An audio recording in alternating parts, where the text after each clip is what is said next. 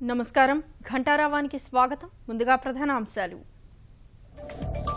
ప్యాకేజీకి చట్టబద్ధతపై సభలో ధన్యవాద తీర్మానం కేంద్రం నిర్ణయం మరింత శక్తినిస్తోందన్న సీఎం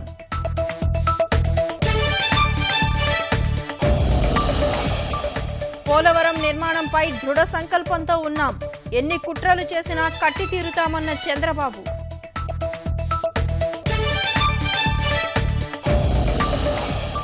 పోలవరానికి 3,000 కోట్లే ఖర్చు చేశారని జగన్ విసుర్లు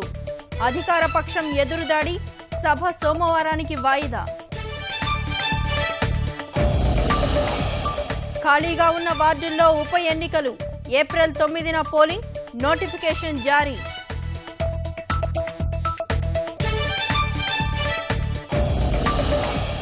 స్థానిక సంస్థల ఎమ్మెల్సీ పోలింగ్ కు సర్వం సిద్ధం నెల్లూరు కడప కర్నూలులో భారీ బందోబస్తు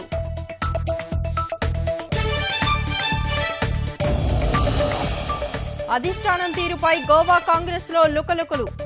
పార్టీకి ఎమ్మెల్యే పదవికి విశ్వజిత్ రాణి రాజీనామా